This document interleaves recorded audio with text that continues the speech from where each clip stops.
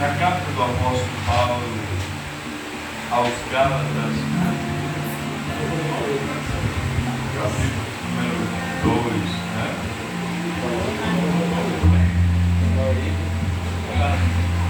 Carta do apóstolo Paulo aos Gálatas, capítulo número 2.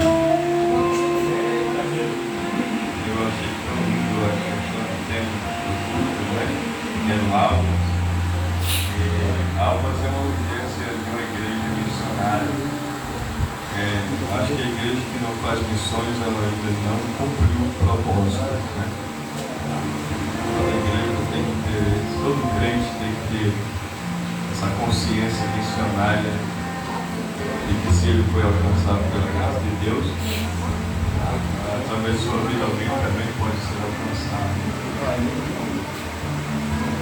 Carta do apóstolo Paulo aos Gálatas, capítulo número 2, a gente vai fazer uma leitura a partir do versículo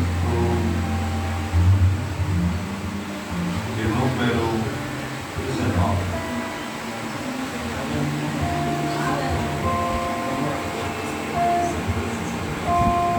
Gálatas fica depois de 2 Coríntios.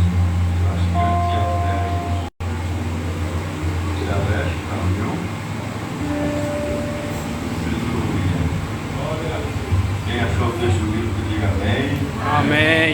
Diz assim a palavra: porque eu pela lei sou morto para a lei, para viver para Deus. Já estou crucificado por Cristo. E vivo não mais eu, mas Cristo vive em mim. E a vida que agora vivo na carne, vivo-a na fé do Filho de Deus, o qual me amou e se entregou a si mesmo por mim. Não adquiro, e outra tradução vai dizer, não anulo a graça de Deus. Porque se a justiça provém da lei, segue-se que Cristo morreu em vão por debaixo. Amém? Amém? Meus irmãos, a carta do apóstolo Paulo aos Gálatas vai tratar de um assunto muito importante. No versículo número 11, Paulo vai se deparar com uma situação um pouco complicada, e é por isso que o apóstolo Paulo faz essas declarações no versículo 16, 17, 18, 19, 20 e 21.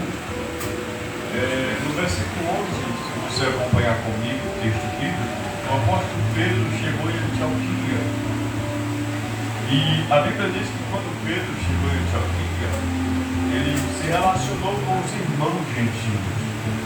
Os irmãos gentios eram aqueles que haviam abraçado a fé, mas que não fazia parte da linhagem de Israel. Eles eram gentios, porque eram de outros povos.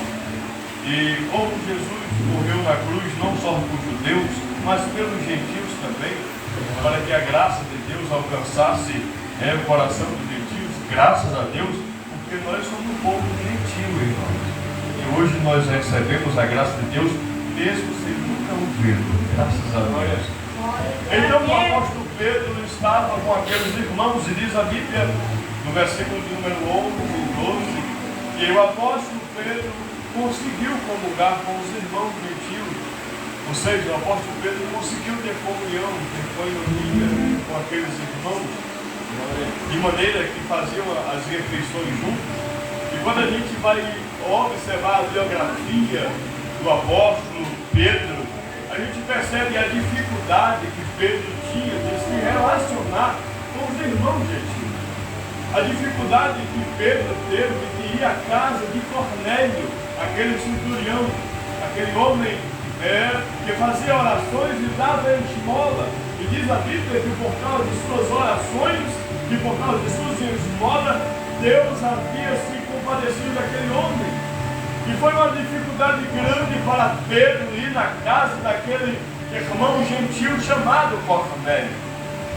De forma que Deus teve que dar a Pedro uma visão, e na visão Deus dava a Pedro um lençol, e no lençol havia vários animais puros e impuros. E na visão Deus dizia a Pedro que ele deveria matar os animais e comer. Só que Pedro na visão vai dizer para Deus dessa forma: eu não posso comer esses animais, porque são impuros. Deus vai dizer na visão para Pedro, dizendo: como você chama de impuro aquilo que eu já tenho santificado? Então a morte de Jesus na cruz, ela foi suficiente para santificar o homem no seu pecado. Quando Jesus disse isso em visão para Pedro, ele estava dizendo para que Pedro fosse à casa de Cornélio: olha, Cornélio, virão homens atrás de dificuldade em sua casa, algo acompanha. Diz a Bíblia que Pedro foi, mas Pedro sentia muita dificuldade para pregar aos gentios, de maneira que Deus levantou o apóstolo Paulo como pregador dos gentios. Quem estuda história bíblica sabe disso. Paulo foi o pregador dos gentios, né? Então, quando o apóstolo Pedro se relacionava com aqueles irmãos ali de Antioquia, comungavam com eles, se relacionavam com eles, se alimentavam com eles, diz a Bíblia que quando chegaram alguns judeus irmãos de Tiago, a Bíblia diz que o comportamento do apóstolo Pedro mudou, de maneira que Pedro agora começou a dissimular os irmãos gentios, começou a destratar aqueles irmãos, ou seja, obrigando aqueles irmãos a algumas exigências da lei essa que Cristo havia cumprido no Calvário, que havia anulado, cumprido. E agora a Bíblia diz que aqueles irmãos gentios se sentiram dissimulados, envergonhados, porque eles estavam sendo exigidos a cumprir obras da lei, como a circuncisão. E diz a Bíblia que o apóstolo Paulo se indignou-se com a atitude de Pedro, de maneira que ele chegou aonde estavam todos reunidos. Diz o texto que o apóstolo Paulo se entristeceu com o comportamento do apóstolo Pedro, de maneira que ele se manifestou-se aonde estavam todos reunidos e chamou a atenção de Pedro por causa do seu mau comportamento. O comportamento, irmão, de Pedro foi tão horrível que até Barnabé, que estavam com Pedro, estava se desviando da verdade. Agora, olhando para esse contexto, de forma que o apóstolo Paulo repreendeu o apóstolo Pedro pelo seu mau comportamento, nós temos que entender que Pedro estava exigindo dos irmãos algo que Cristo já tinha consumado no Calvário. Até porque o propósito que Jesus teve vindo à terra não foi casar, não foi reinar nessa terra. Jesus não veio estabelecer uma família, não. O propósito de Jesus vir à terra foi morrer por nós. Foi morrer por nós. E quando Pilatos se levantou dizendo: se você disser, se você falar, eu posso te defender, eu posso te livrar da morte, eu tenho poder para te matar e para deixar você vivo. E Jesus olhou para Pilatos e disse: Pilatos, tem o poder que é dado. Aleluia. Jesus veio, ninguém poderia parar o propósito de Jesus. O diabo tentou parar o propósito de Jesus quando tentou Jesus no deserto por 3 vezes, mas nenhuma dessas vezes Jesus venceu. Jesus se deixou ser tentado por Satanás. Jesus estava representando, como disse o apóstolo Paulo, o segundo Adão.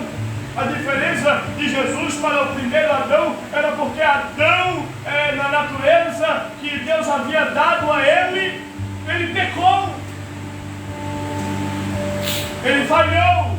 Agora Cristo recebe a mesma natureza de Adão antes da sua queda. E diz a Bíblia que tudo que sobreveio sobre Adão também sobreveio sobre Jesus. A única diferença entre o primeiro Adão, que era Adão, o nosso pai, e Jesus Cristo, que é o segundo Adão, é porque o primeiro Adão pecou e o segundo Adão, que é Cristo, em tudo foi tentado, mas não pecou. Aleluia! Ele era um modelo, ele veio para cumprir o propósito. Então, nós aprendemos nesse texto que não há exigências da lei que nos impeça de ser salvos. Eu quero mostrar nesse texto a suficiência que tem o sacrifício de Jesus por nós. Eu não sei se você já ouviu alguma mensagem desse texto, mas esse texto exalta a suficiência de Cristo. O que Ele fez por nós.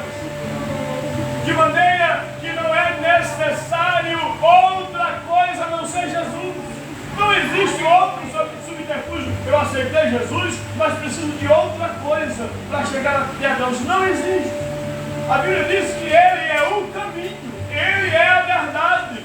O apóstolo Paulo diz que Ele é o nosso sumo sacerdote, Ele é o mediador, Ele é a ponte, Ele é o nosso escape. Aleluia! De maneira que nenhum de nós será capaz de chegar a Deus se não chegar primeiro a Cristo. Se não reconhecer Ele como o suficiente Salvador de sua vida. Olha, meus irmãos, nós temos que dar respaldo a esse sacrifício. Nós temos que dar crédito ao sacrifício de Jesus. Nós não podemos viver uma vida rotineira e monótona. Nós todo dia temos que ter nossa lembrança do sacrifício vicário de Jesus na cruz do Calvário. O que Ele fez por nós. Quando o apóstolo Pedro dá a exigência àqueles irmãos, Paulo disse: não é preciso isso. Porque não é por exigências da lei que seremos salvos. Não é por obras da lei que seremos justificados. E quando você vê no Velho Testamento, você vê homens e mulheres tentando êxito, tentando perdão através de suas obras, de seu sacrifício. Quem leu a Bíblia, começando do Gênesis, chegando no Êxodo, você vai ver os sacrifícios que eram feitos para homens obter o seu perdão. Todo ano ele tinha que oferecer pelo seu pecado um animal que fosse macho, de um ano, que fosse puro, sem mancha, sem mácula. E ele pegava aquele animal, levava ao altar do sacrifício, e o sacerdote subia uma rampa até o altar do sacrifício e pegava o animal, emolava o animal, pegava o sangue daquele animal e espargia nas 4 pontas daquele altar. Depois que o sangue era espargido, era derramado, o sacrifício era queimado e o pecado do pecador era expiado e perdoado. Só que depois de um ano, ele teria que vir de novo oferecer o mesmo animal, de um ano, mas sem mancha, sem mácula, sem defeito. Quando Cristo morre na cruz do Calvário, como cordeiro puro, cordeiro genuíno, cordeiro sem mácula, cordeiro sem mancha, cordeiro perfeito, ele estava substituindo o cordeiro que todo ano o homem tinha que levar ao altar do sacrifício.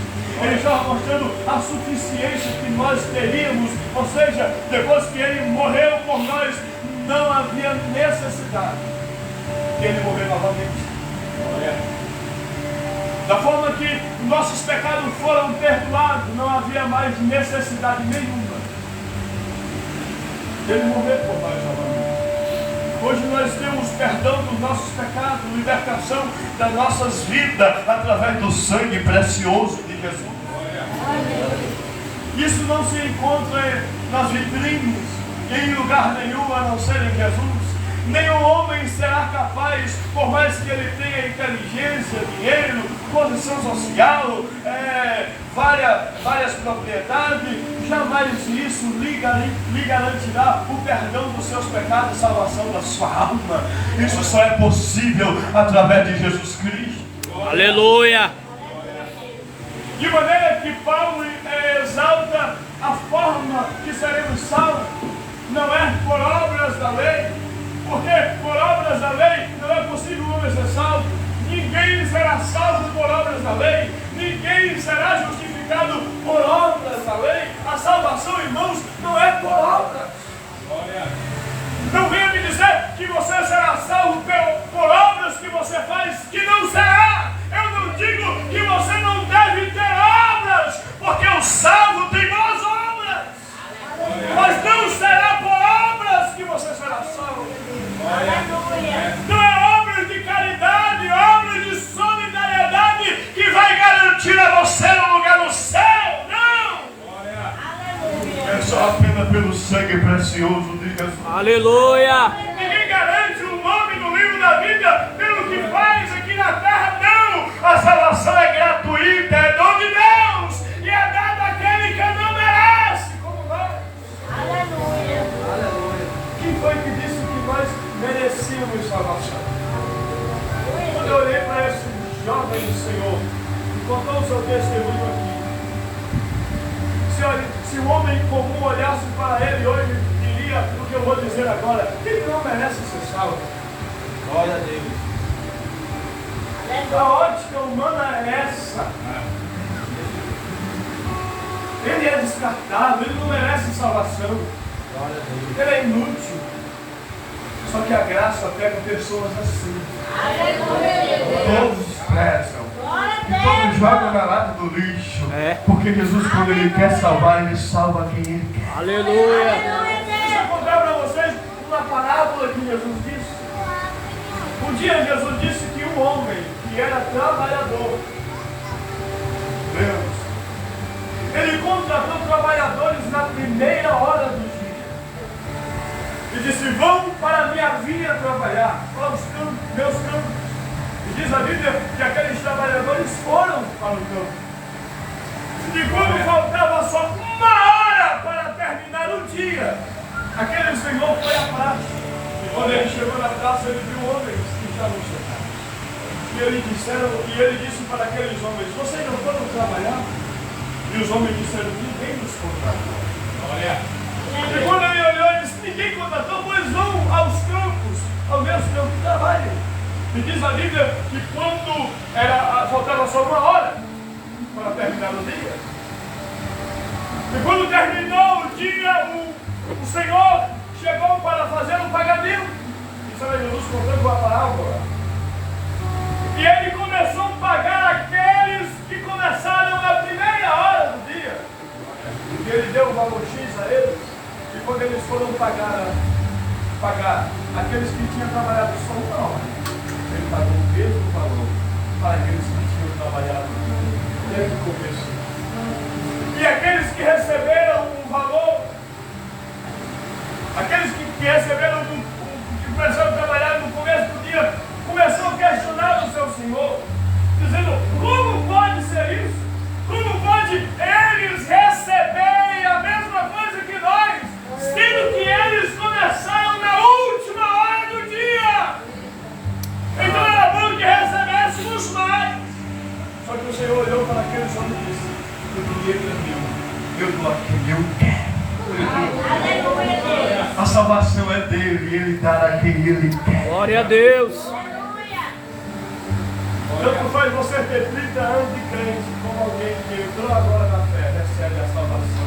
Tem 40 anos. Eita! Aleluia, Deus! A minha sogra partiu para a eternidade com câncer terminal. E ela aceitou Jesus no leito da eternidade. Depois que ela aceitou Jesus, passou acho uns 3, 4 dias. E ela recebeu o mesmo dom da salvação que eu tenho no meu coração. Porque Jesus é misericordioso e Ele salva quem Ele quer. Glória. Não é por obras da lei que seremos salvos. Não é pelo que fazemos, o que executamos. Não, jamais. Era isso que o apóstolo Paulo estava dizendo para Pedro. Pedro, você está com medo de como os judeus se olhem. Porque os judeus, eles achavam que a salvação era mediante as obras da lei. Alguém não poderia ser salvo se não pudesse fazer nada. Jesus estava dizendo: você é salvo, porque eu lhe salvei na minha, através do meu sacrifício. Aleluia, Deus! Então, a alegria que temos no nosso coração é que nós não precisamos fazer nenhum tipo de sacrifício para ser salvo. Aleluia, Deus! Não. Porque o sacrifício já foi feito. O que temos que fazer é nos santificarmos, porque a salvação ela é o começo das coisas. Eu sou salvo por Cristo, mas para mim continuar com a minha vida, guardando o dom da salvação, eu tenho que me santificar, tenho que me consagrar, para que eu não venha perder a minha salvação. Então a salvação é o começo das coisas, e isso é dado por Deus gratuitamente. Isso é dado por graça.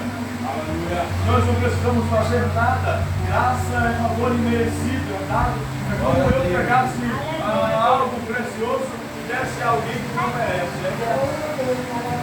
Por isso que Cristo prestou.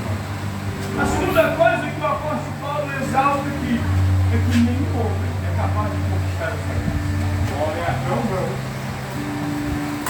A graça não é algo conquistado, irmão. Se a graça fosse algo conquistado, ela não era imerecida. E a graça de Deus, ela é imerecida, é dada a quem não merece. Ninguém é capaz de conquistar a graça de Deus. Nenhum homem nessa terra é capaz de conquistar a graça de Deus. Jamais. Eu chamo essa graça de graça inconquistável. Aleluia. Jamais um homem, ele pode ser poderoso, ele pode ser rico, ele pode ter poder, mas jamais ele consegue conquistar a graça. Os homens mais poderosos dessa terra, eles tiveram que se render no seu coração de fé para ser alcançado por essa graça. Então, não é possível alguém conquistar a graça de Deus. Porque se a graça de Deus fosse conquistada, ela não era de Deus. Ela era de homem. E eu acho lindo o que o Tito falou quando ele declara no capítulo de número 2 de sua carta, de sua epístola, quando ele vai dizer que a graça de Deus se manifestou salvadora a todos os homens. A primeira coisa que ele exalta é que a graça ela é de Deus. É uma obra de Deus. A graça, irmão, é uma obra de Deus. Não é uma obra de homem. A graça, ela é de Deus. A origem da graça é divina, é de Deus. Aleluia. A origem dessa graça não é dos homens. A origem da graça é de Deus. E o que eu achei lindo é que a segunda coisa que ele exalta nesse versículo é que a graça de Deus se manifestou. Salvadora. A segunda coisa é que essa graça ela é eficaz. Ela salva. A graça de Deus ela tem o poder de salvar o homem perdido nos seus pecados. Não importa o buraco tão profundo que o pecador esteja, a graça de Deus é capaz de perdoá-lo, purificá-lo, justificá-lo e salvá-lo. Não existe pessoas tão pecadoras que a graça de Deus não salve. Quando eu estava chegando, eu vi quando o irmão Leandro lia o texto do Gadareno. Quem era Gadareno, irmão? E as prisões não os continham, e ele andava nos sepulcros. Era um homem todo cortado. Mas eu digo que a graça de Deus chegou lá em casa. Glória! Aleluia! Aquele homem que se meteu dentro da graça de Deus. Glória! Porque não importa o teu pecado, a profundidade do teu pecado.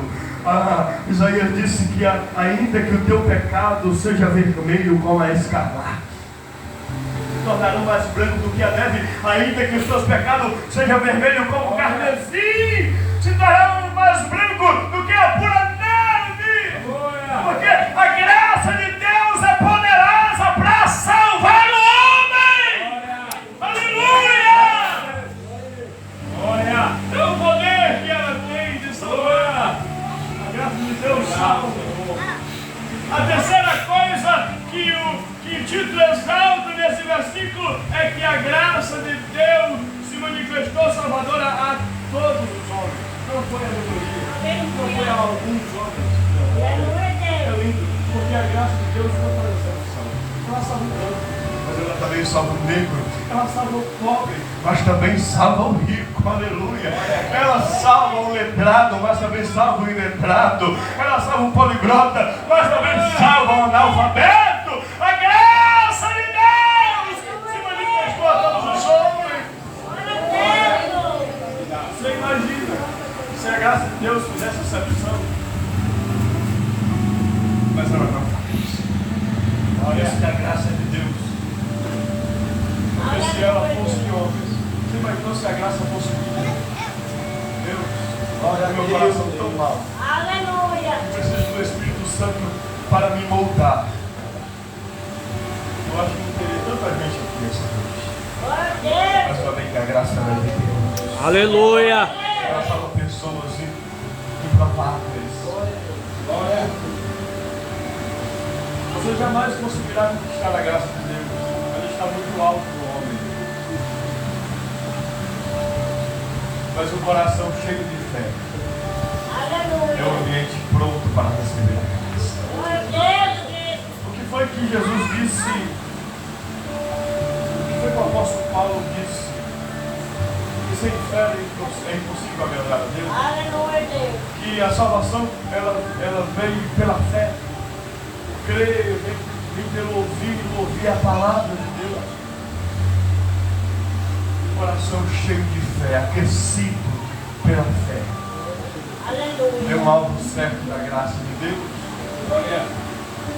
Nós só conseguiríamos alcançar a graça de Deus, irmãos, quando o Espírito Santo invade o nosso coração de fé. Quando ouvimos a palavra do Evangelho, o Espírito Santo nos convence do pecado, da justiça e do juízo. Aleluia. Até para nos arrepender precisamos do Espírito Santo. Porque nós estamos tão mal. O apóstolo Paulo disse que o homem estava fora, estava destituído da graça de Deus. Não havia nada no homem que poderia receber a graça. Não havia nenhum sentimento no homem por perdão, por reconciliação, por rendição. Então eu quero que você entenda que tudo isso foi obra do Espírito. Não é porque eu sou bom, eu sou mau. Os meus pecados me tornam mal. Os meus pecados me tornam impuro. Mas a graça de Deus me santifica. Aleluia. A graça de Deus me purifica. A graça de Deus me justifica. Eu quero que você entenda nessa noite que a graça de Deus é poderosa para fazer tudo isso. Nossa, o que é que adianta alguém vir aqui e superficialmente aceitar Jesus como Salvador e não provar a experiência da graça? Aleluia. Não passar pela transformação que a graça faz. A Bíblia diz que o apóstolo Paulo estava caminhando para Damasco para perseguir a igreja do Senhor. Glória a Deus. Diz que no meio do caminho o Senhor o derrubou. Porque um clarão veio e ele caiu já cego. E quando ele caiu cego, Jesus disse: Paulo, Paulo, por que me persegues? Dura coisa é para ti, homem, recalcitrar contra os meus aguilhões, aleluia. Naquele momento, o Senhor Jesus estava parando o apóstolo Paulo, aquele todo bravo. A graça de Deus estava alcançando o coração daquele homem. Aleluia. Porque nós somos incapazes de conquistar essa graça. Se não for obra do Espírito Santo na nossa vida, nós não conseguiremos o benefício da graça de Deus. É por isso que o apóstolo Paulo disse para Pedro: é inútil obras da lei. É inútil acumularmos obras pensando que por elas seremos salvos. Não é por obras. E é lindo quando ele vai declarar no versículo 19, que foi o que nós lemos. Antes de ler o 19, vamos ver o que foi que ele diz no verso 16: sabendo que o homem não é justificado pelas obras da lei, mas pela fé em Cristo Jesus. Temos também crido em Jesus Cristo, para sermos justificados pela fé de Cristo, e não pelas obras da lei, porquanto pelas obras da lei nenhuma carne será justificada. Nenhuma carne. Nós não receberemos justificação pela lei. Homens, profetas, patriarcas tentaram, mas não tiveram êxito. Eles não foram justificados. A lei só apontava o problema do homem. A lei só apontava o pecado do homem. Porque a lei é para isso, é para mostrar a santidade de Deus e o pecado do pecador. A lei se manifestou para isso. Ela não se mostrou eficaz para justificar o homem. Porque a lei de Deus ela não volta atrás. Todavia que o homem, que Deus olhava para esse homem pecador, a única coisa que Deus queria era fulminar esse homem, porque a sua lei é santa, a sua lei é perfeita. Eu não digo que você não deva cumprir a lei de Deus.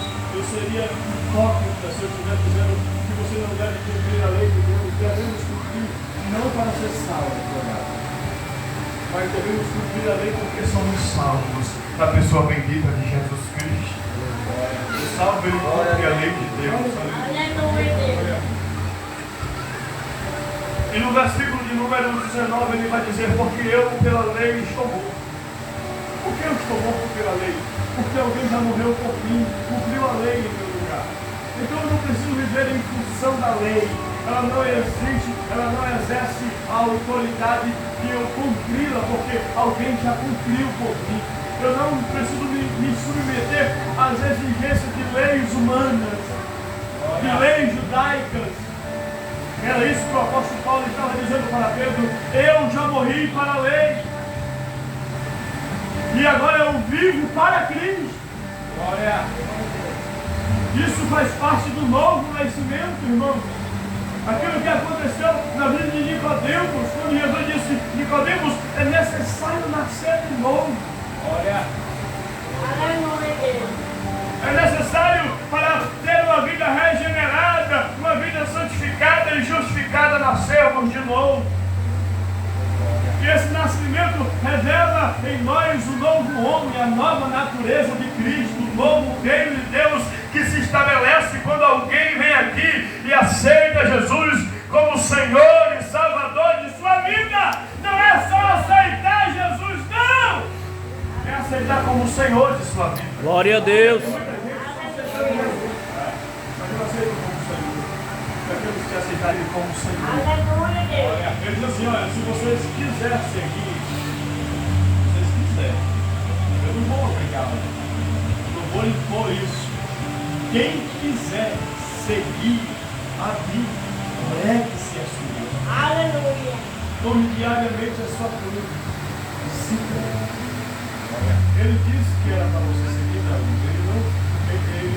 Ele não obrigou. É o livre espontâneo do cara. Agora, se você resolve seguir, aí você tem que cumprir todas as exigências. Aleluia, Jesus. Então, eu estou morto para a lei. É por isso que Paulo tinha a lei como algo que estava morto para ele. Porque algo era muito mais eficaz do que a lei, e isso se chamava graça de Deus. É por isso que ele, quando ele entendeu a salvação em Cristo Jesus, ele anula de primeira mão a lei que era contra ele, a lei que o condenava. Você viu o livro que a gente não por nenhuma condenação lá para aqueles que estão na lei? Não, para aqueles que estão em Cristo. Se nós não estivéssemos ainda na lei, estávamos condenados. Por que estávamos condenados? Porque contra nós havia uma dívida. Diz o apóstolo Paulo, que contra nós havia uma grande dívida. E sabe o que Jesus fez? Ele pegou a cédula da nossa dívida e acabou na cruz.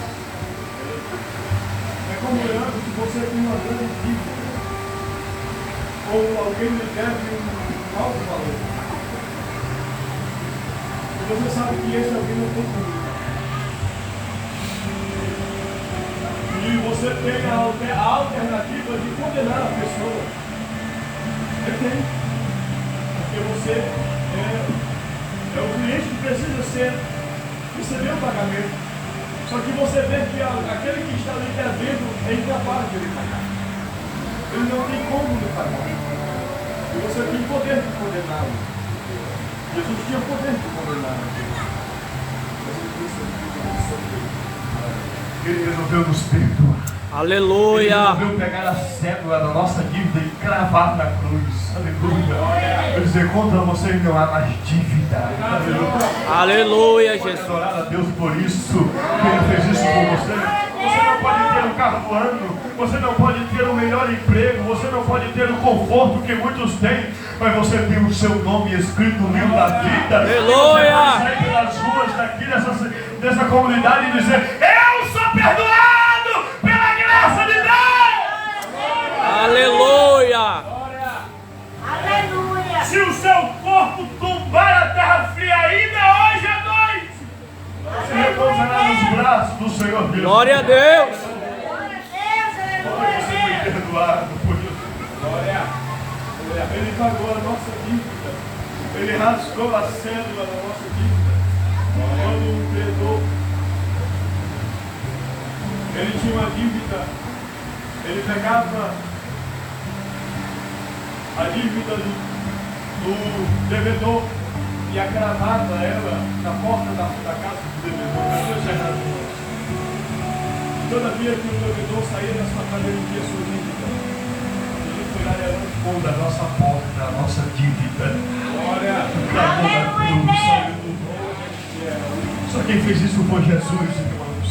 Senhores, nós temos o benefício da salvação, os benefícios das promessas, os benefícios dos milagres. Foi tudo por causa de Jesus. Glória! Sabe por que Jesus ouve as suas orações? Você sabe por que Deus ouve as suas orações? Você sabe por que Deus lhe socorre quando você está aflito? Você sabe por que Deus lhe ampara quando você precisa de socorro? É por causa de Jesus. É por causa de Jesus. Você sabe por que Deus ouve as suas orações quando você está dentro do quarto, ajoelhado, aflito? Por causa de Jesus. Aleluia. É por causa de Jesus. O último versículo, o versículo de número 20, já estou crucificado com Cristo e não vivo mais eu, é Cristo que vive em mim. Ele abandona a sua vida, o seu velho homem, disse: eu não preciso mais do velho homem, da velha natureza, eu prefiro me crucificar com Cristo, me incluir no seu sacrifício, e eu não vivo mais eu, é Cristo que vive em mim, e a vida daqueles que servem a Deus é a vida de Cristo. Aleluia. Pela cidade, anda por onde a gente anda, alguém olha pra gente e diz: como é que pode alguém viver assim, passando por luta e por dificuldade, e é feliz e é alegre, aleluia, ele consegue cantar, ele consegue se alegrar, e tem tanta luta, vem uma lança pra lá, uma lança pra cá, mas ele vive a vida de Cristo, aleluia, ele tem a paz que não é o mundo que dá, é Deus que dá, aleluia, ele consegue ter paz nos vendavais. Vamos encerrar no versículo número 21. Além de sabermos que ele se entregou por nós, isso mostra que o seu amor foi um amor incondicional, um amor circunstancial. Não foi um amor circunstancial. Você sabe o que é amor incondicional? É quando alguém é capaz de amar outra pessoa sem buscar condições. Isso é um amor incondicional. Você sabe o que é amor incircunstancial? É amor que não busca circunstância para nos amar. Olha, esse amor lá em Cristo, ele não buscou circunstância nem condições para nos amar. É por isso que ele morreu por nós. Se ele buscasse condições e circunstâncias, nós não estaríamos aqui. Mas nós só estamos aqui porque ele não buscou isso. Versículo número 21 ele vai dizer: eu não anulo a graça. Como eu posso anular essa graça, irmãos? E se eu sei que eu não serei justificado por obra da lei, eu não posso anular essa graça, porque essa graça é poderosa para me salvar. E eu descobri que além dessa graça nos salvar, além de eu saber que a eficácia da graça é salvadora, mas ela tem uma segunda eficácia, ela é sustentadora. Ainda a irmã dela nos salvar, ela é capaz de nos sustentar. Glória a Deus. É por isso que você está aqui, independente das lutas e dos problemas, é porque a graça de Deus tem me sustentado, aleluia, tem me socorrido, tem me amparado. Eu quero dizer nessa noite que a graça de Deus é poderosa para salvar, mas também é poderosa para nos sustentar. A insígnia da nossa vida. Ela é capaz de nos sustentar, a graça de Deus. Você quer uma prova disso? Foram presos porque pregavam a palavra. E eles estavam presos. Só que à meia-noite começaram a orar. Começaram a cantar. Glória a Diz Deus. a Bíblia que houve um terremoto. Eu quero dizer para você que quando você estiver nos limites, a graça de Deus se manifestará sustentadora. Aleluia! Glória.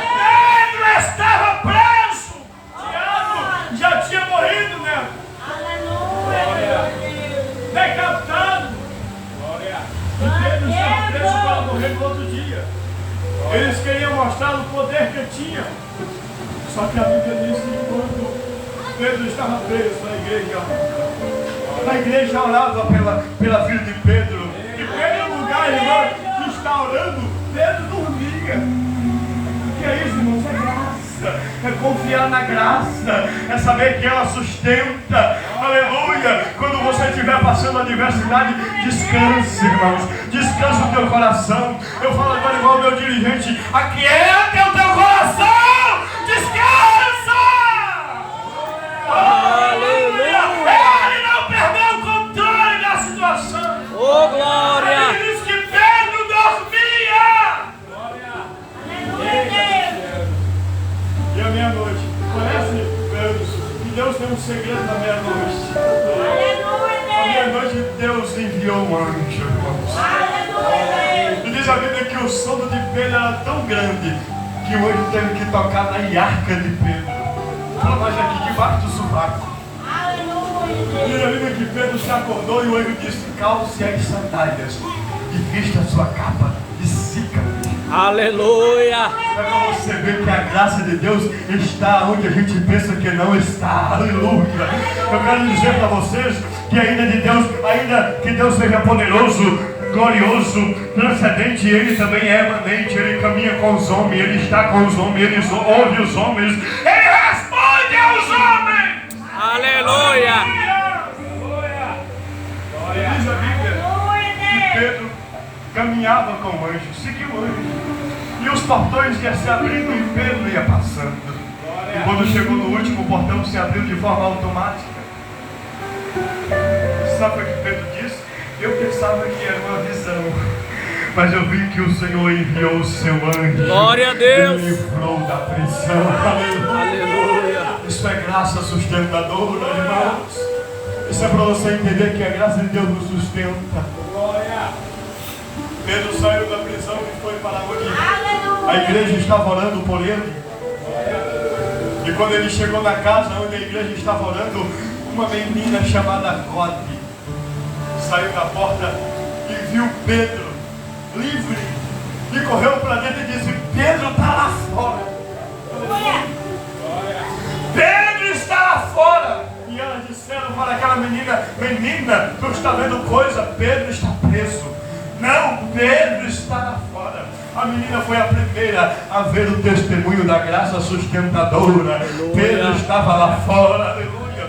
E diz a Bíblia que todos saíram e creram que Pedro estava lá fora. Glória a Deus. Aleluia. Saia dessa noite daqui com vida. Glória a Deus. Que você não pode ser um homem mais rico dessa terra, financeiramente. Aleluia, Deus. Mas você é um ser humano mais rico dessa terra espiritualmente. O que você carrega no seu coração é um grande tesouro. E se tem alguém que quer roubar esse tesouro, é o diabo. O seu maior tesouro não é o seu conforto, não é a sua saúde. O seu maior tesouro é a sua salvação. E isso foi conquistado de forma gratuita, então zele por ela. Você sabe o que foi que Jesus contou uma certa vez? Que o homem foi comprar, eu estava olhando o terreno, e nesse terreno ele começou a escavar e achou uma pedra muito preciosa. Sabe o que ele fez? Ele pegou o terreno que ele morava e ele vendeu aquele terreno para comprar o terreno que tinha aquela pedra preciosa. Aleluia! E ele ia escavar e ia procurar mais pedras preciosas. A nossa salvação é esse terreno. Nós precisamos cuidar da salvação da nossa alma. Talvez você não tenha a saúde que você queria. Talvez você não tenha os privilégios que muitos têm. Mas você tem o maior privilégio que um homem pode ter nessa terra: a salvação da sua alma, o perdão dos seus pecados, a justificação que você recebeu através de Jesus Cristo. Então, quando você sair daqui, fale isso para alguém. Fale isso. Fale que é possível alguém receber salvação independente de quem ele é, do que ele faz. Ele é capaz de receber salvação através da graça de Deus, assim como você recebeu. Aleluia, Deus! Sem uma testemunha de Jesus fiel. Anuncie a graça de Deus. Compartilhe disso com alguém. Olha, deixa alguém partir dessa terra. Senhor, desconhecer Aleluia. essa graça tão maravilhosa. Essa Aleluia. Essa graça tão poderosa para salvar.